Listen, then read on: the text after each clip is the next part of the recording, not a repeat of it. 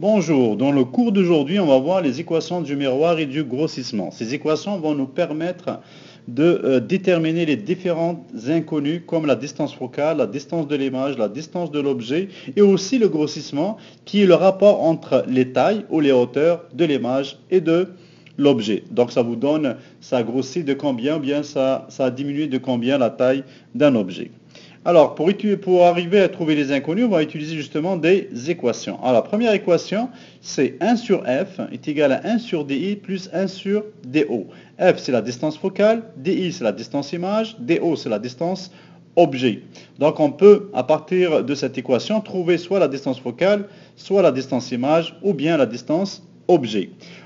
Avec l'équation du grossissement, donc, on a g est égal à hi sur ho, hauteur de l'image sur hauteur de l'objet est égal aussi moins di sur do. Donc distance de l'image sur distance de l'objet, il y a un négatif ici. Donc c'est une égalité, vous voyez, on peut écrire juste g est égal à hi sur ho. On peut aussi écrire g est égal à moins di sur do. On peut aussi avoir une troisième, hi sur ho est égal à moins di sur do. Si par exemple le HI ou la hauteur de l'image est négative, l'image est considérée comme renversée. Si la distance de l'image est négative, donc l'image est considérée comme virtuelle. Vous voyez ici dans le schéma les différentes variables qu'on a déjà vues qui peuvent être bien sûr trouvées grâce à ces équations. Alors on a distance de l'objet, distance de l'image, hauteur de l'objet, hauteur de l'image, distance focale, ainsi de suite. Voyons maintenant comment utiliser les équations de miroir. Alors, pour trouver des inconnus, on va utiliser les équations qu'on vient de voir. Utilisons un exemple. Un miroir concave à une distance focale de 12 cm. On place un objet de 2,5 cm de haut à 40 cm devant le miroir. Calcule la distance image et calcule la hauteur de l'image. Alors, quand on a ce genre d'exercice, il faut trouver d'abord les données. Donc, il faut mentionner c'est quoi les données, ensuite la question. Alors ici, on a la distance focale, ça veut dire c'est f de 12 cm. On place un objet de 2,5 cm de haut, donc il a une hauteur de 2,5 cm, ce qui est HO, donc c'est la hauteur de l'image, de l'objet, pardon. Ensuite, à 40 cm devant le miroir, donc l'objet se trouve à 40 cm devant le miroir, ça veut dire que c'est la distance objet.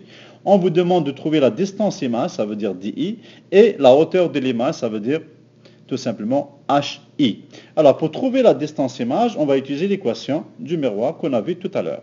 1 sur f est égal à 1 sur di plus 1 sur do. On cherche 1 sur di, on cherche la distance image.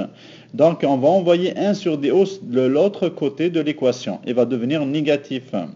Alors, 1 sur di va être égal à 1 sur f moins 1 sur do.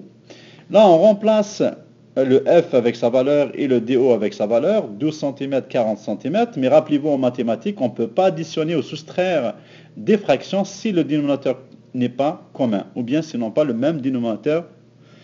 Donc ici, on doit trouver le dénominateur commun entre les deux. Alors ici, c'est on multiplie 12 par 10, et 40 fois 3, ça va donner 120 chaque. 12 fois 10, c'est 120, 40 fois 3, c'est 120. N'oubliez pas, si vous multipliez par un chiffre, il faut multiplier le numérateur en haut. Donc c'est 12 fois 10, en haut il va multiplier par 10, 1 fois 10. 40 fois 3, en haut il faut multiplier par 3. 1 fois 3, ça donnera 3. Ce qui donnera 10 sur 120 moins 3 sur 120.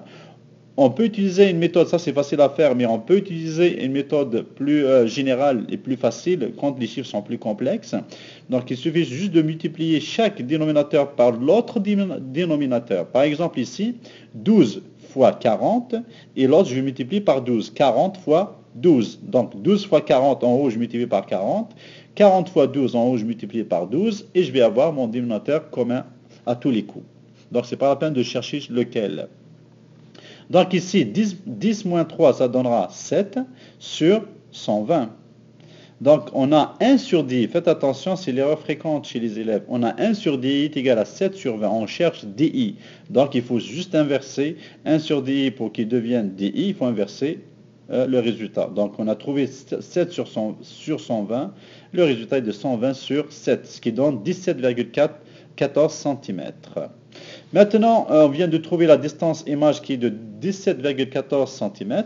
On peut maintenant répondre à la question qui est trouver la hauteur de de l'image. Alors pour ce faire, on va utiliser l'équation du grossissement. Alors vous voyez ici, on sait que G est égal à HI sur HO est égal à moins DI sur DO. Donc on n'a pas de G, donc on n'a pas besoin. C'est une égalité HI est égal à HI sur HO est égal à moins DI sur DO est égal à G, mais G c'est le grossissement, on ne l'a pas. Donc on n'a pas besoin, c'est une égalité.